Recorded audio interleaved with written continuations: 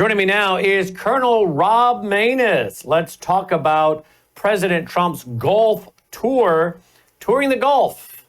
And what does he make about what is said to be now the Saudi prince, trying to get Saudi investment in the U.S. up to $1 trillion. Some are concerned that this is Saudi Arabia buying their way into the U.S. That was the concern by Usama Dakdok and Shahram Hadian today on radio/television at 1 o'clock Central. What does Colonel Rob Maness think of all this? Colonel, welcome back to the broadcast. Thanks for being here. Thank you, Brannon. It's good to be back with you today. I tell you what, I heard his speech. If you haven't listened to the president's speech from Riyadh today, go listen to it. This is a man of peace and who clearly laid out the pathway and the roadmap to a lasting peace in not just on the Arabian Peninsula or with Israel, but throughout the Middle East and Southwest Asia, focusing on the Iranians. He's very clearly communicated to the Iranians what they need to do, and that we don't want to bomb people into oblivion. That's right. Not a policy that this administration or this president wants to follow. That's why I voted for him again. I got to be honest about it. So that's all really good news, because when a president travels abroad and uses the same words that he uses here at home about something so serious as peace in the Middle East, we've got a chance and we've got a historic opportunity. And the Congress needs to get on board with it. Our media needs to get on board with it. Our opposing party needs to get on board with it, because we have this chance. And look, this war, whatever you call it, has been going on since before I was 18 years old. I enlisted when I was 17. The Iranian hostage crisis was already happening when that happened. It's time to end this and take advantage of this historic opportunity. And if the Saudis are going to invest $1 trillion in the United States of America, and it's going to be in something like manufacturing, bring it. We invite them. We welcome them in order to do that. If it's something like the media and their messaging of Islamist fundamentalism, no, we shouldn't allow that to happen. Just like we shouldn't allow Islamist fundamentalists to immigrate to this country anymore, because it's incompatible with the freedoms that we enjoy in the Constitution of the United States. There's already too much of that. Let's go to a clip. Here's a clip from President Trump. Here we go. Listen to this, folks. As President of the United States, my preference will always be for peace and partnership whenever those outcomes can be achieved. Always. It's always going to be that way. Only a fool would think otherwise. In recent years, far too many American presidents have been afflicted with the notion that it's our job to look into the souls of foreign leaders and use U.S. policy to dispense justice for their sins. They loved using our very powerful military, and now it's really the most powerful it's ever been. He went on to say that we're going to sell you a lot of weapons. He says, I think it might end up being a waste of money, but I do believe in peace through strength. So we're going to sell you a bunch of these weapons, but let's pray you never need to use them. Absolutely. That's what we do. And that's what we should do, is sell modern weaponry to countries that want to have peace and be able to defend themselves against evil enemies, like the people that run the country of Iran right now. And you notice how I said that. I didn't talk about the country of Iran or the people of Iran. It's the people operating the country that are in power, that are the evil ones, that call us the great Satan and Israel the Satan of the world, and want us destroyed and wiped off of from the face of the earth. The Iranians clearly have a choice, and the President of the United States is giving it to them. And the Saudi Arabians and every other peace-loving Arab and non-Arab state in the Middle East have a choice. And the Saudis are obviously choosing the path to peace and strength. Well, here's how he entered the economic forum this afternoon in Saudi Arabia. Here we go. Listen to this. Get the men who died, who gave that right to me, and I gladly stand up next to you and defend her still today. 'Cause there ain't no doubt I love this land. God bless the USA.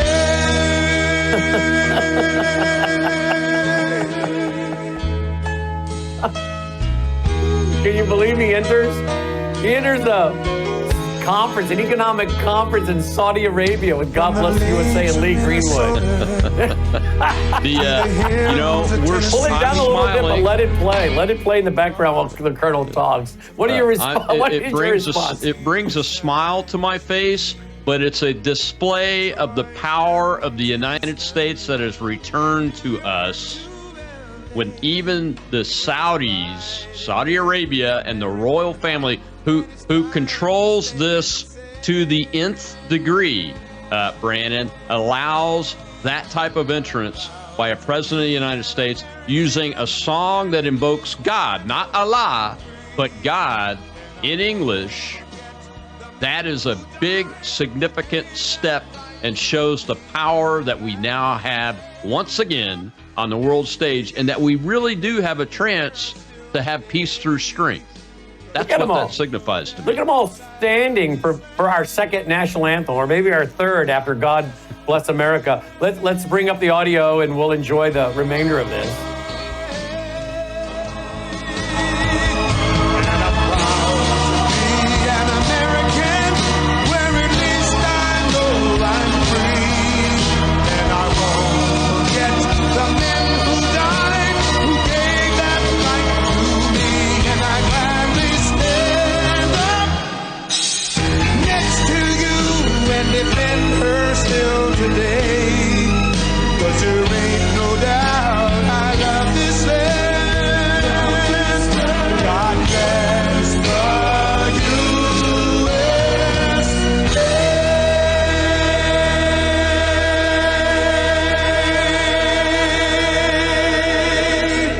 I've come this afternoon to talk about the bright future of the... Well, there you go.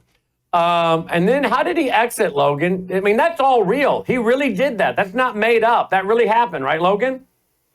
That really happened. How did he exit, Logan? Did he really? Oh, it's in the bookmark? Okay. Is that right here? Which one is it, Logan? Did you hear how he exited? Right here? Did you see how he exited the stage, Colonel?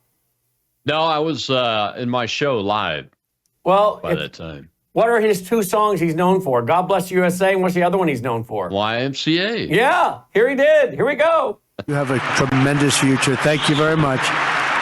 And please pay my respects to your father. Thank you very much. Thank you.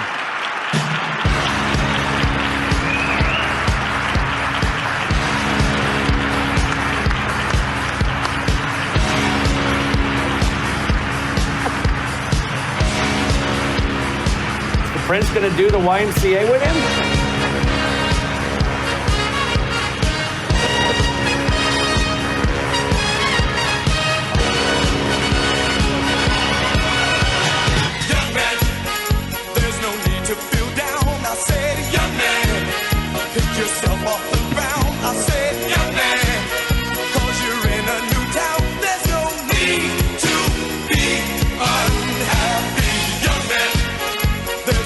You can go, I said, young man. When you're short on your dough, you can stay there. And I'm sure you will find many ways to have a good time. It's fun to stay at the YMCA. It's fun to stay at the YMCA. They have everything from your men to enjoy. You can hang out. Okay, I thought... All right, I was hoping we would get a little bit of the Trump dance there with the YMCA, but I guess not. But I mean, can you see a stiff like George H. Bush doing that. I mean, these guys don't have the personality. They don't throw the shadow Donald Trump does to be able to get away with that in the first place. Nor would they step out of character and actually do something like President Trump did, opening with God Bless the USA and closing with YMCA. I mean, this is classic Donald Trump. The other guys, they're so stiff, they could never get away with it. What they don't have is not a lack of love for this country, but a lack of love for the priorities of America's first. It's our priorities first that Donald Trump has a love for. And, he was born into a wealthy family. He's a wealthy man. But, he spent a lot of time growing up on construction sites, hanging out with men that wear hard hats and bust knuckles for a living. And that's why he gets it. The American people want a government that puts our priorities first. And we've had enough of these people leading this government and serving in our Congress and serving on our Supreme Court that put the interest of everybody else before our interest. And that's the end of it. That's why we have to grow people that will replace Donald Trump and his administration. And we are behind the power curve on that. Thankfully, we've got a J.D. Vance and a couple of others in the wings, but we've got a lot more work to do, Brannon. Now, there was concern today, as I said in the beginning here, about from Shahram Hadi and Usama Daktok, is Saudi Arabia using this, I guess the prince wants to get up to $1 trillion. Are they buying access to America? Is there concern there, or is this another example of Donald Trump saying, when they give you a free putt, pick it up, take it, walk to the next hole? Is this, if you want to give me $1 trillion, I'll take your $1 trillion. Do you really think that Donald Trump is going to be swayed by $1 trillion? Why did they say that the first administration, when his first official trip overseas was where? To Saudi Arabia again. Look, the president of the United States is the president of the United States, and he's rebuilding our power, and he's reestablishing peace through strength. He's reestablishing our prosperity, and he's reestablishing the monolithic Leviathan that was the manufacturing base of the United States of America, a la the 1930s, that if we had not had it, we would never have been able to become victorious in World War II. Neither would the Russians, because they used our equipment that we built and those kinds of things. So that's what he's doing. And that has nothing to do with the Saudi Arabians buying access. They've already had access and been protected, for goodness sakes. That's a red herring that we don't need to be chasing. Let's go to this. Trump inks biggest arms deal in history with $142 billion Saudi war chest and sends major warning to destructive Iran. Is that what this is about?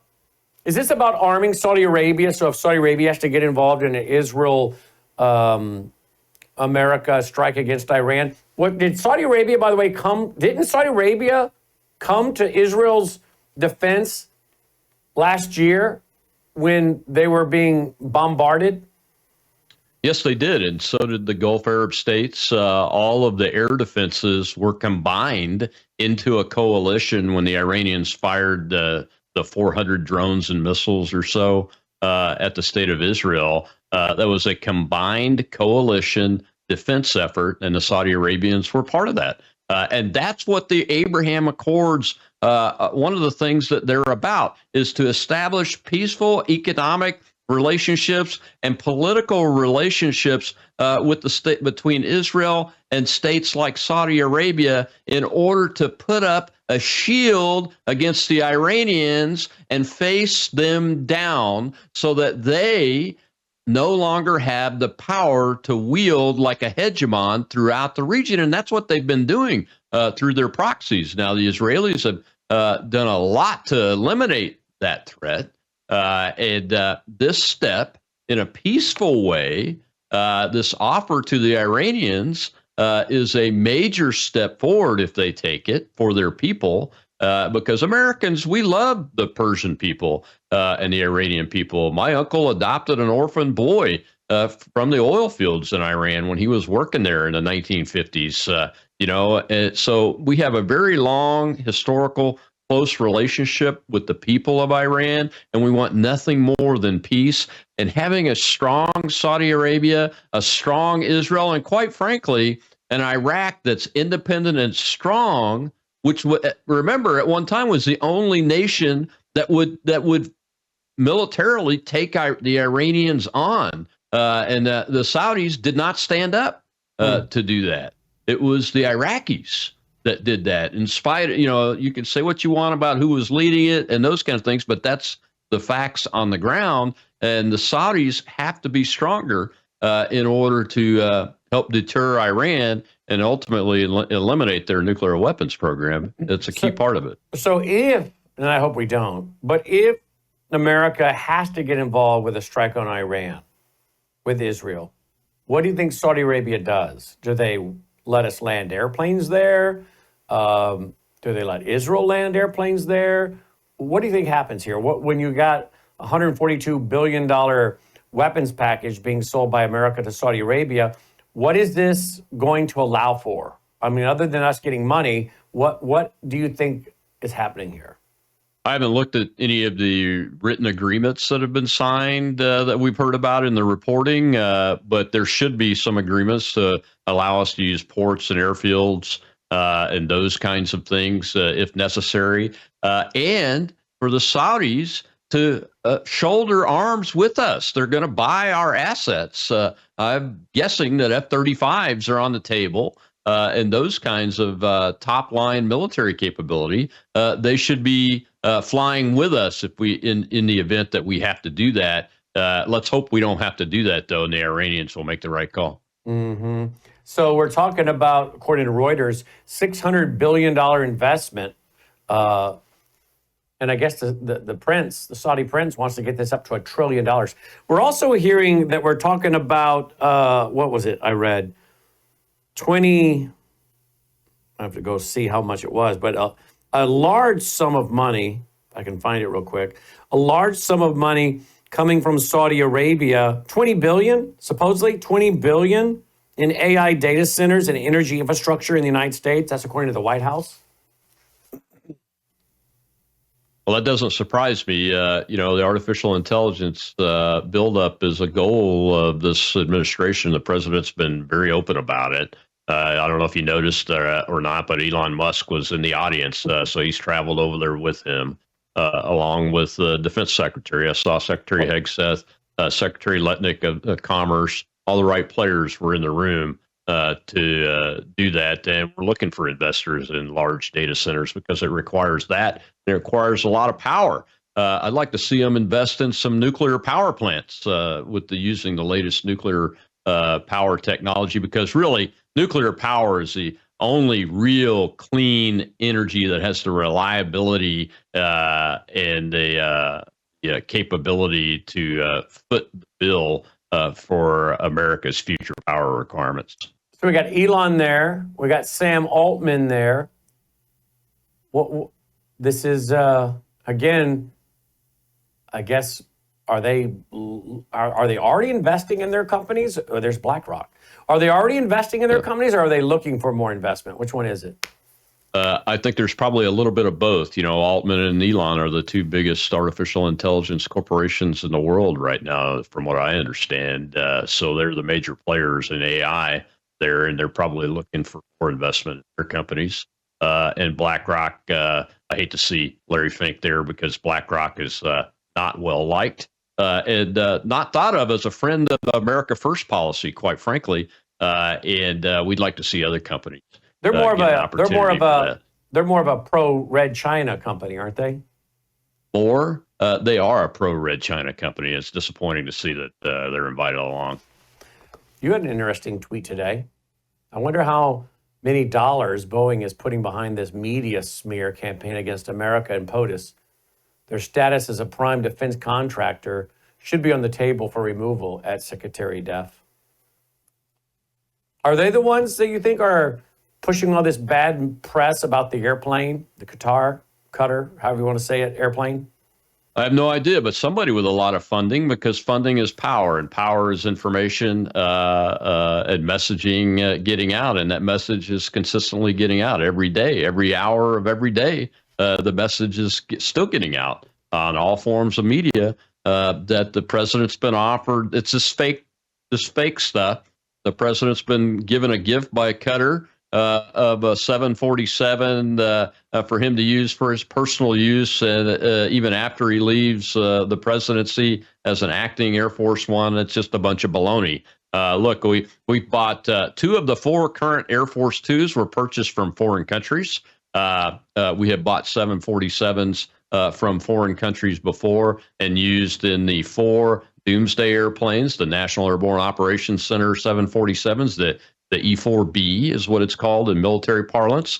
We bought some of those from foreign countries. The problem is Boeing. Everybody should be mad at Boeing, and that's what the essence of the beginning of me tweeting that out is. I'm asking the question, and it's a serious possibility with the nefarious characters that are running our companies today. We just talked about Larry CCP, pro-communist China Fink there from BlackRock, and that's a fact. I'm not even speculating about it. We know he is. He's on tape saying, I'd like to see our government be more like the communist China government. Are you kidding me? It's ridiculous, and that's what's going on. So would it surprise you if one of the 5 prime military contractors like Boeing wasn't, in fact, putting the money behind the effort to smear the United States of America and the President of the United States over a couple of their own 747s? It wouldn't surprise me one bit that they're behind it, because money is power, information is power, and the continued presence of companies like Boeing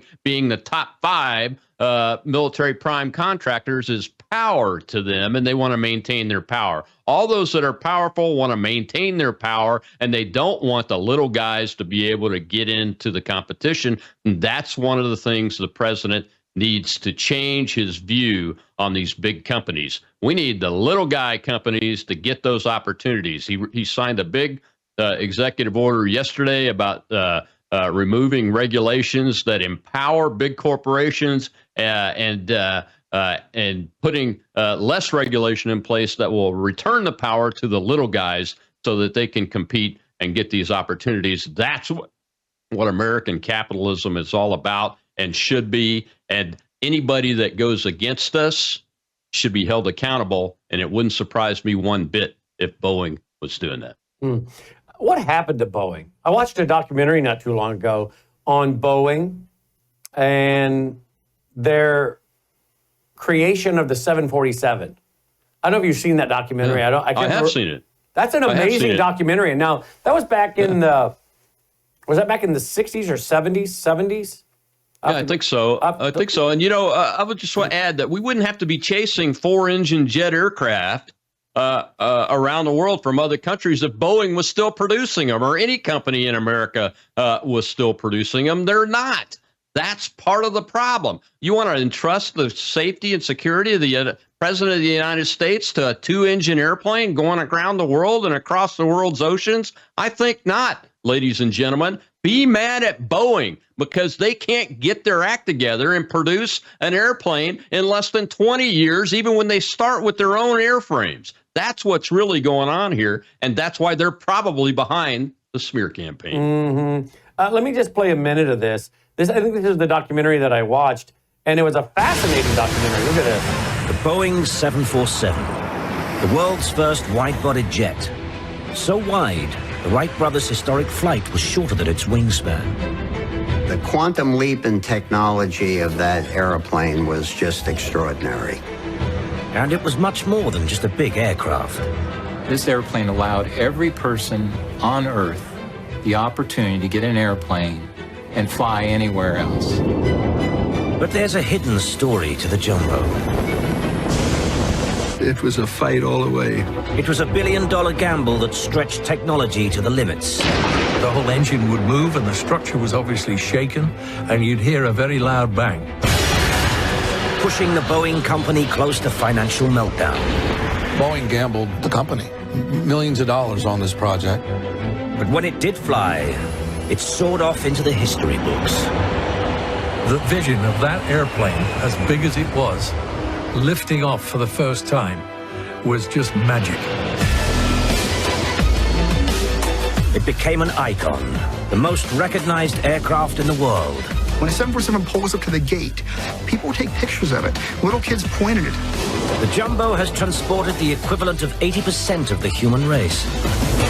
The 747 rated on a 1 to 10 scale, it has to be a 10. It's solid state, if you will. It's majestic. The plane that created a revolution and changed the world.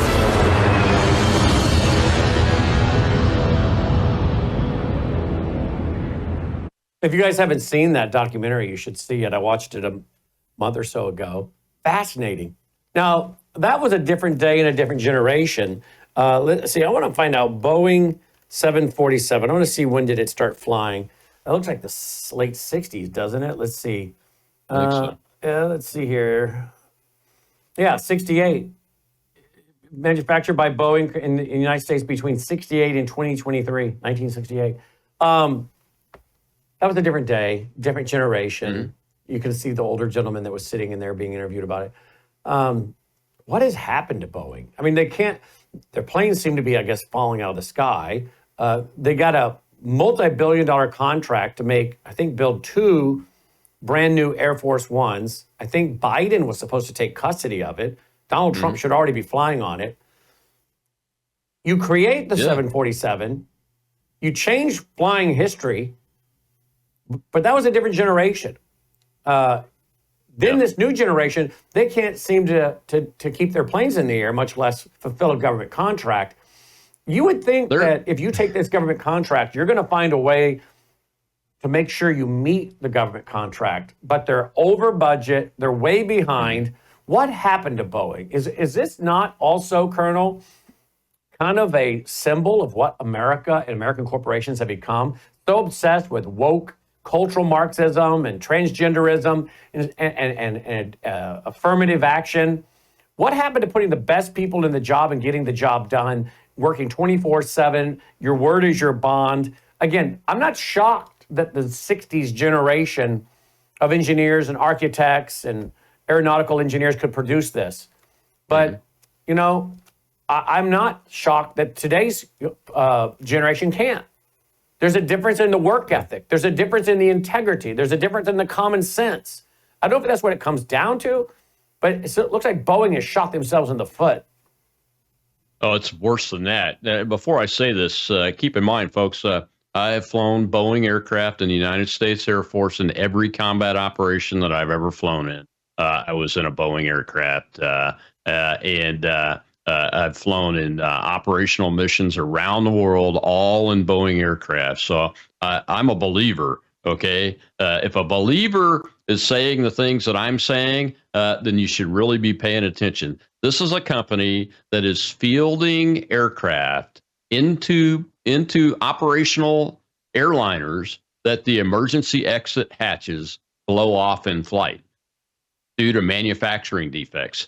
That's the kind of company that Boeing Aircraft is today, and it's sad that we've come to this. But that company and companies like BlackRock, the Chinese communist lovers of the world, chose to go down this Marxist indoctrination path of diversity, equity, and inclusion and critical race theory, and use racism and sexism to do their hiring processes instead of using merit to do their hiring processes. And this is a prime example of what happens to a manufacturer that goes down that line. The same thing is happening to the United States Armed Forces. We've got a pause in it right now because of Donald Trump.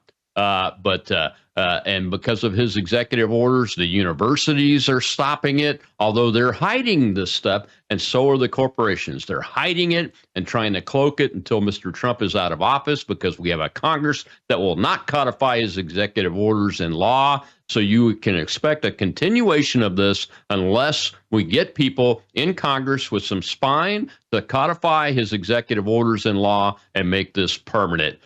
This is the type of manufacturer that you have inside the United States, a prime defense contractor, and it's got to be put to an end and fixed. What do you make of the 747 that, or whatever the plane is, I don't know if it's 747, whatever this jumbo plane is that Qatar wants to give to President Trump. What do you make of this?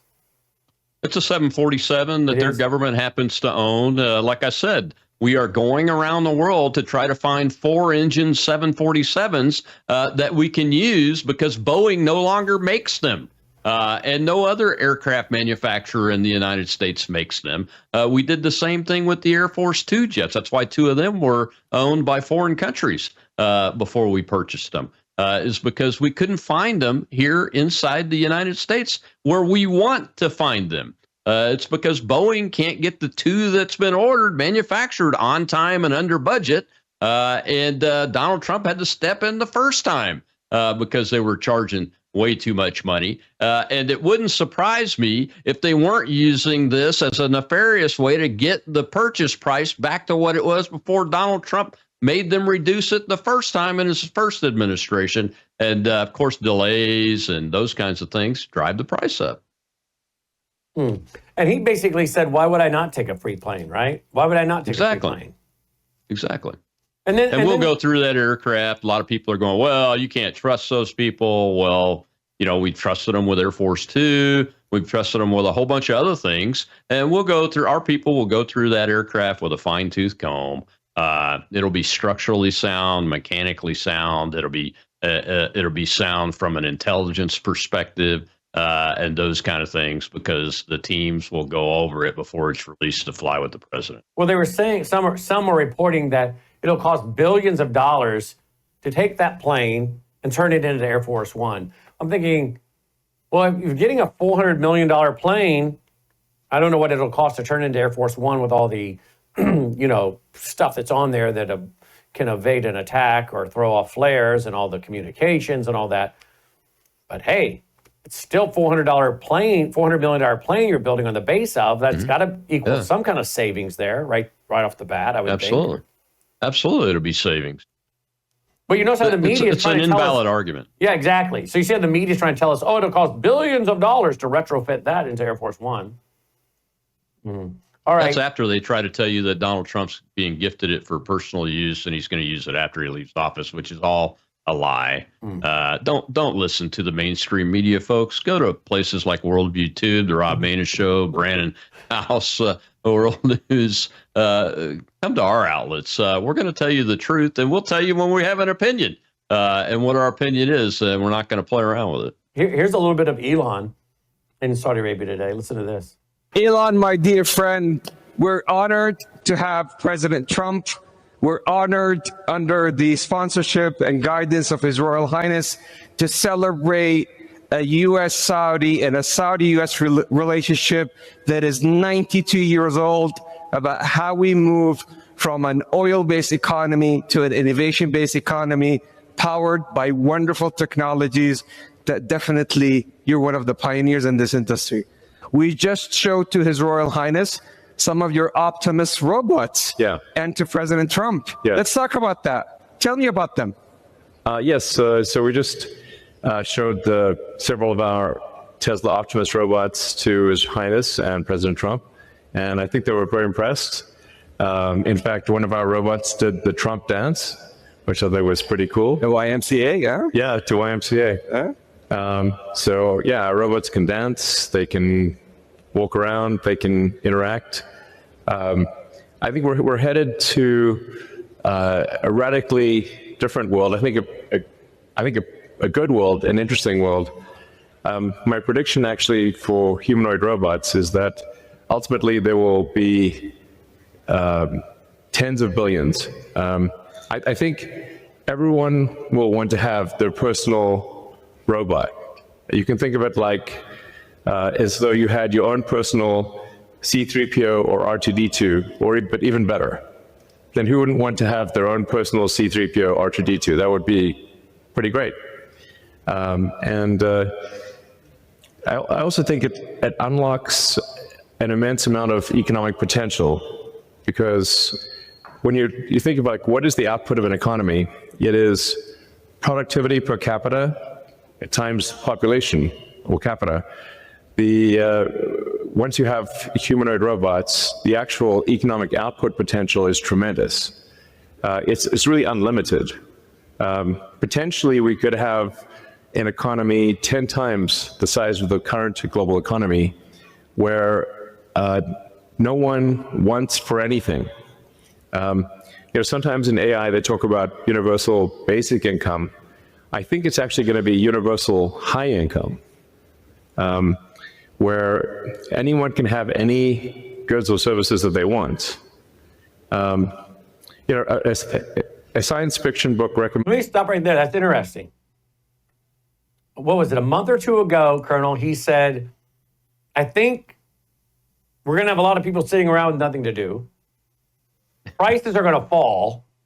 You can pretty much buy whatever you want. But you might have a hard time finding a purpose. And we may go, he says, not that I'm saying I want to do this, but we may go to universal basic income. He got a lot of criticism for that. Hey, that's socialism. Now you hear him saying in Saudi Arabia, we may end up with universal basic high incomes, right? Because so much products are going to be produced and things, low price and high incomes. So he kind of tweaked his message. I don't know if you noticed that. Mm-hmm. I did. He's a smart guy. He may be the smartest guy on the planet that's alive today. That's at his age group, and able to articulate it. So that shouldn't surprise anyone. Elon's a great salesman, like Donald Trump's a great salesman. Look, P.T. Barnum was a great salsman. And I admire all of them. I've read all of their biographies, as a matter of fact, and many others in my lifetime. And I admire them. But you got to remember, they are sales pitching at a time. I can't think of a better salesman for the United States of America than Donald Trump and his assistant, Elon Musk, for goodness sake, But the bottom line is artificial intelligence is still a computer system. It is still garbage in and garbage out. It is still only as good as the human beings that write the programming for it.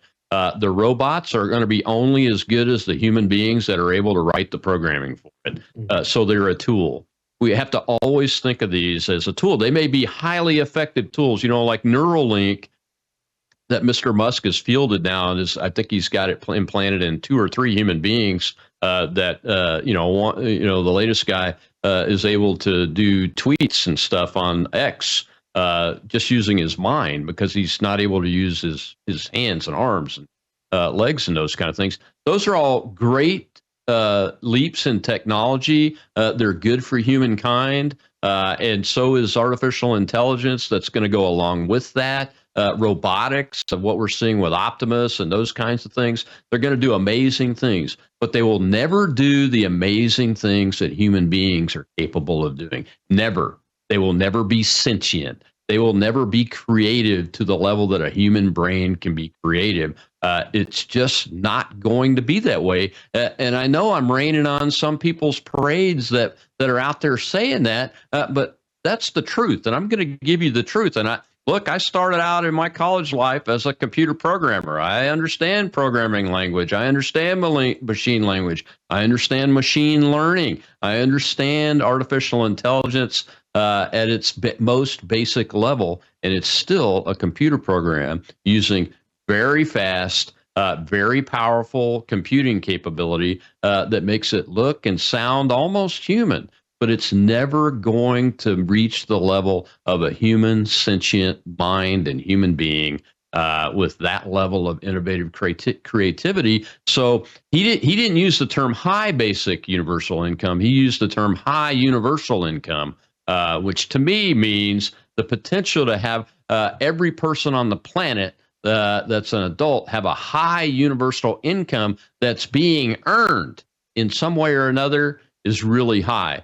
Because if that's the path that I just described, we go down, that's the path to success. But if we go down the path that these things can take over and do everything, and there's not going to be anything left for Rob Maness to do in his daily life except for just sit by the pool and sip iced tea, then that is the path to total destruction of mankind. Mm-hmm. And I'm not sure we're going to get there. I know people think that that's sci-fi. I don't see that happening. I don't see guys like you and me being replaced because AI can't bring in the biblical worldview and the history. I mean, it can regurgitate, but how do you know it's accurate, right? Our audience trusts you and me, and we have 35 years of doing this, and all the years you've done this. They know that we're telling them the truth. They know that we're not going to mislead them, certainly not on purpose, that we're committed to truth, and that we're going to bring Christian worldview to bear, and the scriptures, and history. They know that. I'm not going to sit and listen to some AI. I'm like, well, how do I know that's true? That's not an individual that I trust, right? I have individuals I trust, and I'm like, I want to listen to that individual because I trust them, right? So I think that's very important. But there's nothing wrong with these computers. I think we call them artificial intelligence. But like you said, someone's got to program them. We're using them here. We're advancing them here. Right now, Logan has these computer systems, call them AI, call them supercomputers, whatever you want, doing the work of about, what will you say, Logan, 4 people or 5? He says, honestly, probably 5 people. So we have AI or supercomputers doing the work, he says, of 5 people. And we're just scratching the surface. When our IT guy is done with some of the other things coming, it's going to be more than that. Which, you know, I'm already working hard to bring in $40,000 a month just for the hard cost of running this network. That doesn't include my salary. That's just my hard cost, right, of running the network. But what if 40,000 is the cap? It doesn't go any higher than that, really, because everything that I'm adding, I'm not having to pay them because it's AI doing it for us, right? And that's what's going on in the control room. The guys have got computers doing things for them, and then they go about their other work and they monitor what's going on. And the IT guy is going to be doing stuff where AI will be doing stuff for us 24/7 behind the scenes and updating the website with title, description. It'll be doing things for us every day we get up. We'll see what the computer system did overnight. That's nothing different than what we do now. And I want people to be careful because they're like, I don't think you should go down that road, Brannon, AI. Well, that's like saying you shouldn't have a VCR or a TV or a radio, right? Yeah. Don't use the word AI, artificial intelligence, and put that word across everything, right? There's different types of AI, there's different types of supercomputers, and there's different methods for which you use them. But I personally think he's right. These supercomputers give a network like ours the opportunity to compete with Fox News like we could never afford to do, right? That's right. That's why he used the term universal income. I mean, if we had 5 people now being the work of 5 people, we haven't fired anybody. We haven't let anyone go. We've just said, we need everybody we have now, but we need 5 more people in the form of AI to do this, this, and this, and this that we could have never done with someone because we don't have the budgets to hire any more additional people. But now, instead of lagging or doing without, we can offer more services and more features to our audience. And pretty soon, Logan, I would not be shocked if pretty soon AI is doing the work of 20 people for us. Would you? No, he said me neither. I'm not. I won't be. I won't be.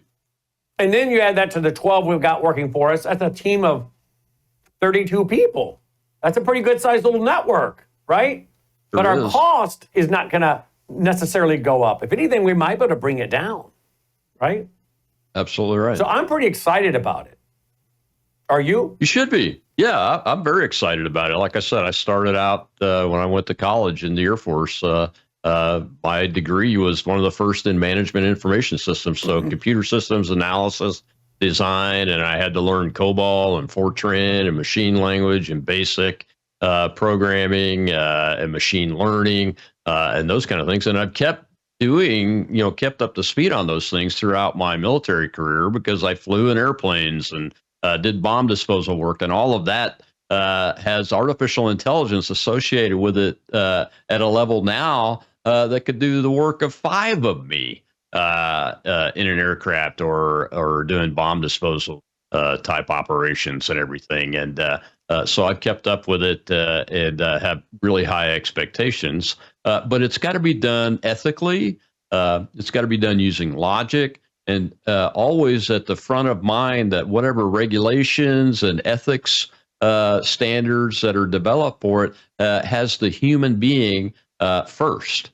Just like we demand Donald Trump and voted for Donald Trump's America First policies, as we move forward with artificial intelligence and this type of technology, it's got to be humankind first in ethics and logic, process, and capability. Well said. Let's move in our final moments here. Possible killing of Mohammed Sinwar may boost hostage deal efforts, sources tell the Post. We're getting reports that Israel may have carried out a successful assassination of the former leader of Hamas, his brother, Mohammed. What do you make of this? I guess they hit a hospital, or they're using hospitals and schools over there all the time. So just so the audience knows, it wouldn't have been a hospital that's actively being used. It would have been an empty hospital that they're using for terrorist attacks or to hide out in. But they used supposedly 9 bunker buster bombs on that target. You're giving them too much ethical credit. No, they commit war crimes daily by using hospitals that are actively being used as military targets. Because they put their command and control in there, they house their personnel in there, they put their armaments underneath the hospitals. That's all a war crime, and the Hamas and those types of Iranian proxies have a standard process to do that. They even go fight with their guns in civilian clothes so they can be counted as civilian casualties. But when you see the propaganda videos where they're out parading bodies or returning hostages, they're wearing their Hamas uniforms. Those are all war crimes that the media doesn't call these people out on. So don't give them that much credit. I guess what I was I'm referring glad to they is, got him. What I was referring to is I don't think Israel was bombing a hospital full of innocent patients.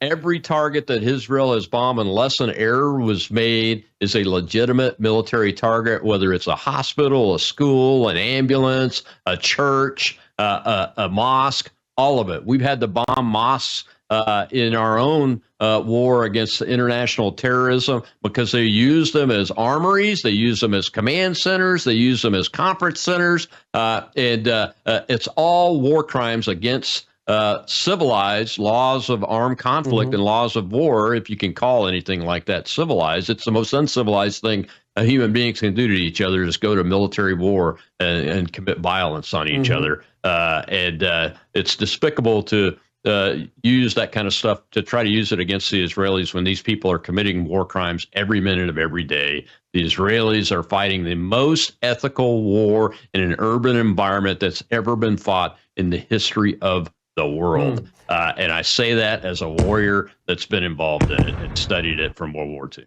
And again, I agree with all that. All I'm trying to say is I would be really shocked if that hospital was full of innocent civilians when they bombed it. I wouldn't. You shouldn't wouldn't. be. You wouldn't. No, you shouldn't be. And they'll add those casualties, if there were any, to the inflated casualty accounts that the Hamas government Ministry of Health puts out, that our media routinely believes. Even though they're a bunch of pack of lion wolves. And I cannot they confirm deserve everything they're getting. And I can't confirm it was a hospital or school, but that's the initial reports. We'll have to see what comes out. Yeah. But I do think we have footage of it. Here we go.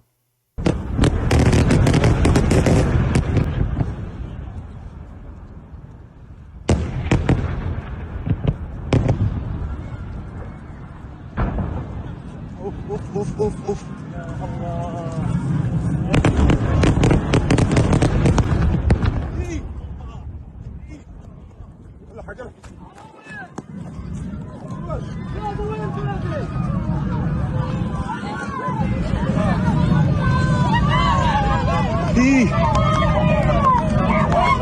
So we are getting reports tonight. It seems as though he, again, I can't confirm it. We're trying to get a hold of our reporter over there. But there are unconfirmed reports that he has been eliminated, the former head of, I guess what they thought was going to be the next head of Hamas.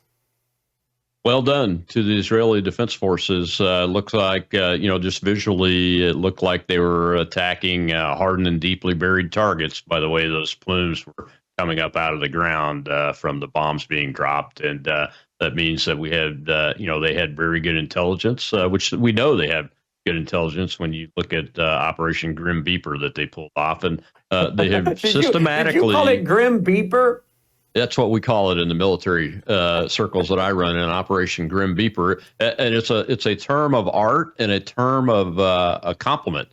Quite frankly, the Israelis have mastered the ability to attack command and control nodes and leadership nodes against these Iranian proxy forces that they have had to live under and had their kids and friends and families die under needlessly as civilian, intentionally, and targeting of civilians is what Hezbollah and Hamas and all of those Islamist proxies of Iran do routinely.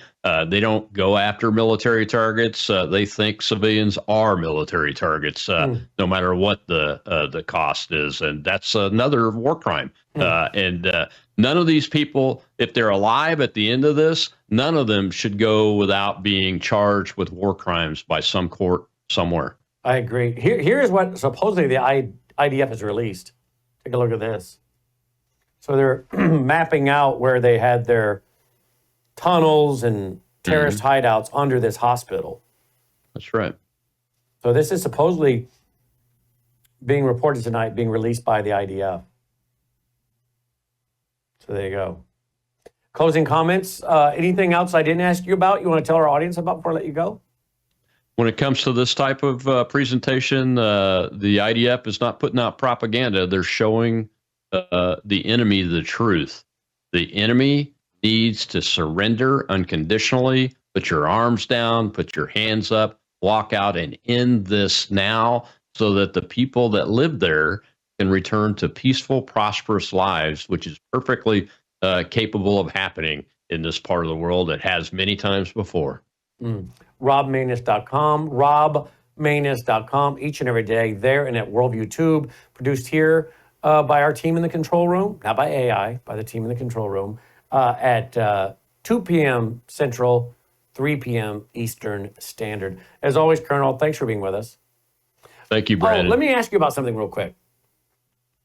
We spent 3 hours in the Arlington House, in Arlington National Cemetery, the home of Robert E. Lee and his wife that was given to them by Robert E. Lee's mother and father-in-law, who his father-in-law was the grandson of Martha Washington. Right. They're buried. I'm not telling him this as he already knows this. I'm just making sure the audience knows it. They're buried. Robert E. Lee's wife's parents are buried on the property. I had to go looking for it, by the way. It's almost like they don't want you to know. And it wasn't on any of the maps, meaning the big map they give you, they say where Audie Murphy is buried and different people, which is great. But they never told me, right here is where the people who the property belonged to are buried. I had to ask a tour guide who then had to direct me to the area. And they died before the Civil War, so they were buried and allowed to stay. When I went through there, and was reading what they've put at Arlington National Cemetery about General Lee, I was disappointed. I think they're trying to make him out to be a racist. They are. And as I understood, he inherited his slaves from his father-in-law's estate. Then he had to try to figure out what to do. This is a very complicated situation. And I know people want to make it very simple. But if all of a sudden you find that your father-in-law's died and said, here are 25 or whatever number it was of his indentured slaves, what do you do with them? Hit the streets. Hit the bricks, guys. Take your wife, your kids, hit the streets. I'm done with you. Well, he couldn't do that. Where are they going to go? Where are they going to eat? Where are they going to sleep? Right? So he's thinking, how do I free them? Now, supposedly they were supposed to be freed when his father-in-law died. I don't know what was going on that prohibited that, but something let Lee think, and I know he had some debts, so maybe his pragmatism kicked in. He's like, we've got debts from this estate. We've got to try to save the estate and this. I don't know. But I do know this. One of the ladies there, a slave, the tour guide told me, so respected the Lees. When the Union came in and started tearing stuff up, and tearing up plates and everything, she found a way to take the furniture. It was either in the attic and lock it away or off-site. But she found a way to protect the property, the furniture, which is why it's in the room when we walk through. And later, she wrote a letter to Robert E. Lee's wife and said that her and her family were then, I think, living in Alexandria. Now, I said to the tour guide, because he wasn't leading tours, he was just standing there, and we were the last ones in the building. And we got a lot of time to film, because we were the last ones in the building. I said, are you telling me this guy was such a mean racist and mistreated these slaves he inherited that they wanted to protect his property for him? And then they wrote to his wife to say, here's where my spouse and children are living now after the Civil War? I said, that seems a little like there was a relationship here. Maybe he actually treated them well, and this is a seriously complicated issue that we in 2025 cannot fully comprehend. But we know that Robert E. Lee wrote against slavery. But what I went there and what I saw was, as a guy born in Jackson, Mississippi, you're in Mississippi, as a guy that lives in the South, I have to tell you, I got a little ticked because I'm thinking, are you trying to make all of us Southerners and our history look like we're all, and I'm telling you, I don't buy that the Civil War was all about slavery, because there was a lot of states doing away with it, a lot of people doing it with it, a lot of people in the South didn't have anything to do with it at all. I think people go to war for different reasons. Some state rights, some slavery, whatever. But to make the whole thing out about slavery, which I was reading on the boards there, I didn't like it. I didn't think it was accurate, and I thought they were mistreating General Lee. And we're going to do a documentary and try to set the record straight, because we filmed a lot. What say you? Yeah, it needs to be done. I'm still holding out. I hope that President Trump nominates America First true patriots to these commissions, like the Renaming Commission, the Monuments Commission, and those kind of things, to actually be the the chairman of those commissions, so that they can take the appropriate actions and remove these smears and put the facts out. Look, it was, as you mentioned, Brandon, it's a complex situation. I'm working on my first book right now. Part of that book is a chapter on historical figures that I studied when I was a child, and the qualities that I admire about them. And one of those figures is going to be President Jefferson Davis. I live just a few miles from his last home at Beauvoir in Biloxi, Mississippi, and been through it, and been through the Presidential Library and through the cemetery, which I call the Arlington of the South. The Confederate Army's unknown soldier is buried there. Davis's dad, who was an American Revolutionary War soldier, is buried there, and those kind of things. It's a complicated set of history, and we have to study that history in an objective and honest manner. And what's happened to this country the last 5 years especially has been a dishonest approach and use of government power and your tax dollars and mine to tell the story about this time in our nation's history in a way that smears individuals personally and really smears the values of the country, which are the most noble. And again, I'll remind everybody, the United States of America is the country that's lifted the most people out of poverty and put them in a prosperous place so that they can achieve liberty and freedom that we have here in this country. And we've got to find a way to turn that around. And I hope Donald Trump appoints people to do that. And I don't think he's appointed down that low yet, but he still has those opportunities to fix it. So you agree with me that it seems as though some wokeness has hit Arlington National Cemetery? Oh, yeah. We tried to get the statue of Jefferson Davis that was in New Orleans that Mayor Landrieu, I think, took down. The Lee statue, the equestrian statue from General Beauregard, and the Jefferson Davis statue. We tried to get the statue from over there, and the lieutenant governor of Louisiana told me that the people that have control over it will only release it to come over here if it's displayed in a manner that is not respectful to Davis himself. So they have statues that they've taken down from Arlington, and they won't even allow you guys to take them down to southern Mississippi. Yeah, the reconciliation monument, or the peace monument that Ezekiel Moses, the first Jewish graduate of the Citadel, put together as a reconciliation moment, that a Republican president, white president, even said it was a fine reconciliation moment, was torn down through the renaming commission because they smeared not only the sculptor but the meaning of the statue. And it was right there in Arlington Cemetery, and the law that was passed on the renaming commission said nothing in the cemeteries was to be touched, and they broke the law to do it anyway. And it's in pieces there. It needs to be put back into Arlington Cemetery and as soon as possible. And we tried finding it on our second day. We were having a hard time, and we were running out of time. So when we go back, we're going to go there. We're going to go to Audie Murphy's grave. We're going to go to that monument you're talking about, because I was reading articles about it. And we're going to do a piece on that too.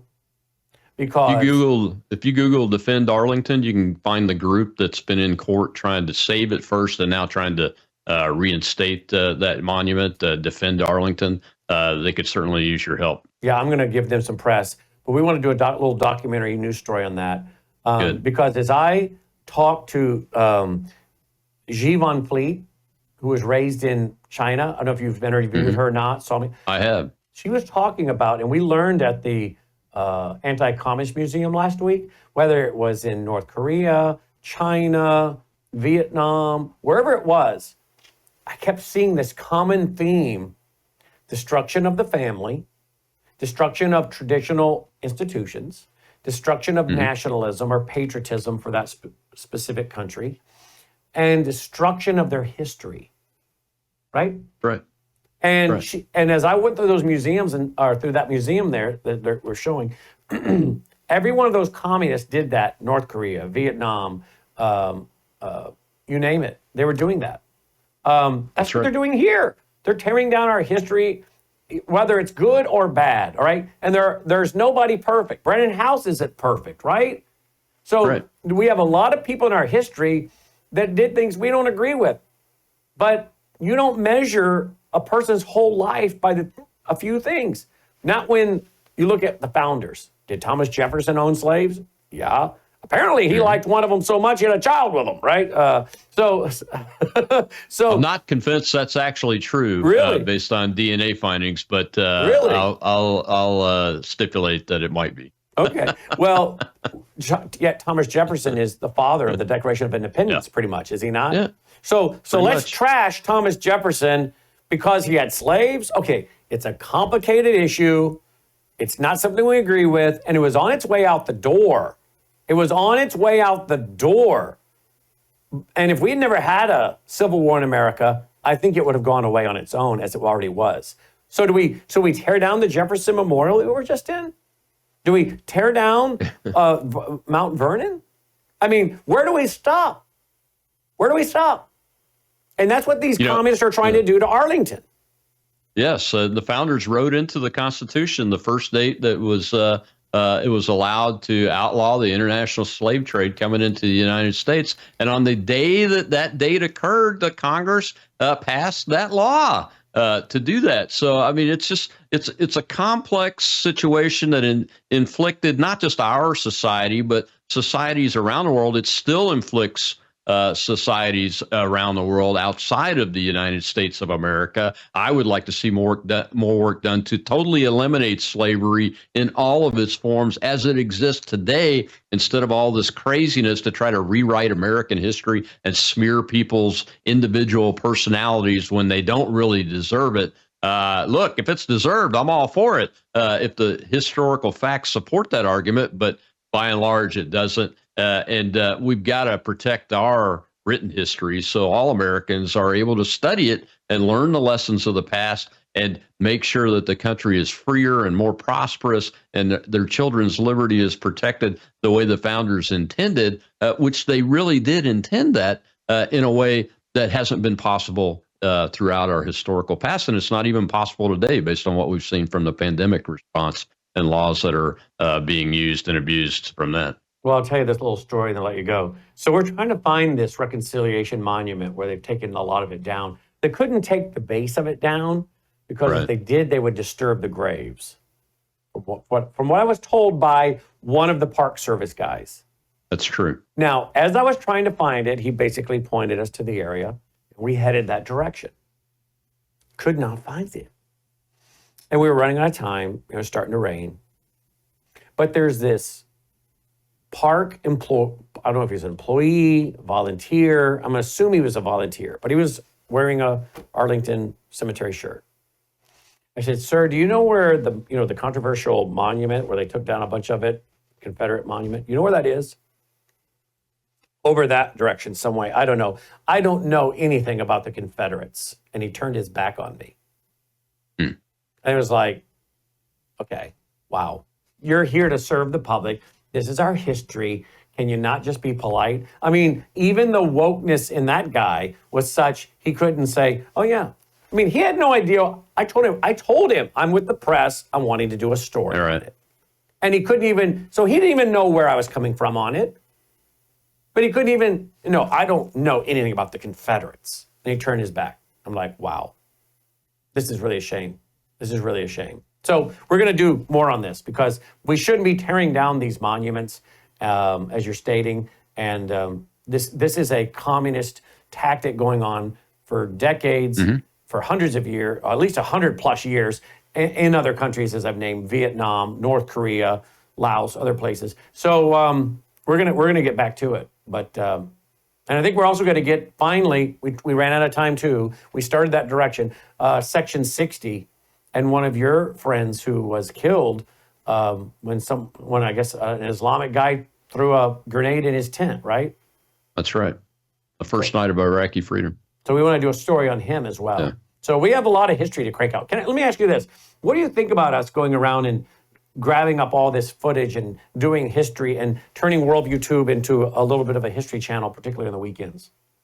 I think it's badly needed. If you look at what the History Channel turns out today, it's not history anymore like what I saw when I was growing up as a kid in my teens when it first came about. It's a space that must be filled, and it's even critically more important that it be filled now than it was then because there's an active Marxist movement to destroy it so that we don't know our own history, and we're not proud of this country.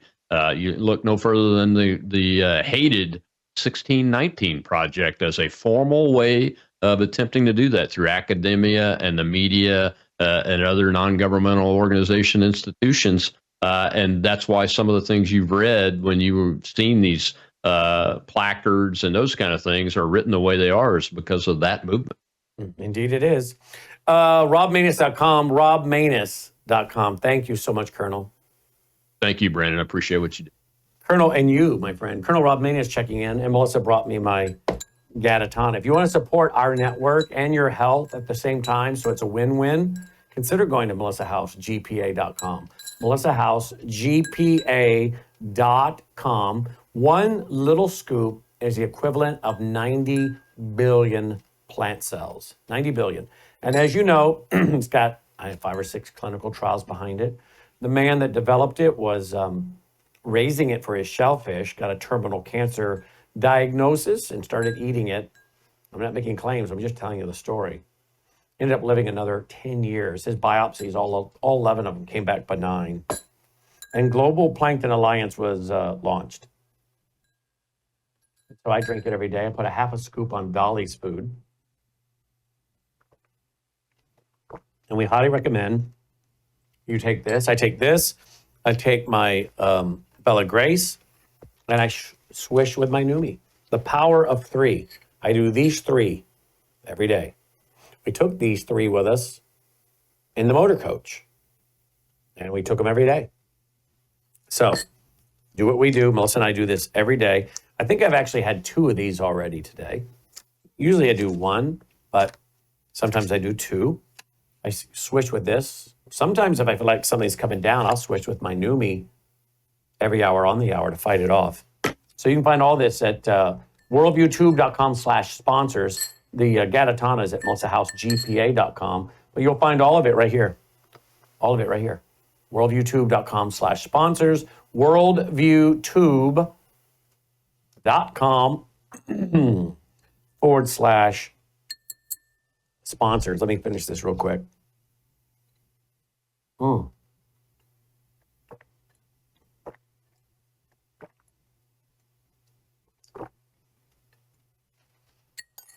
That's all there is to it.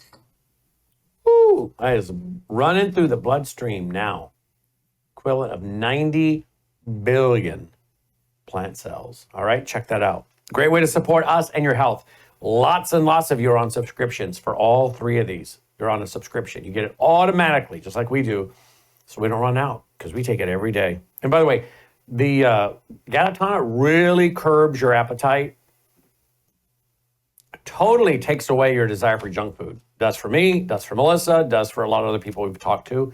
Really takes away your craving for junk food. So one of many benefits. Check it out, worldviewtube.com/sponsors, worldviewtube.com/sponsors. You'll find it there along with Bella Grace and Numi.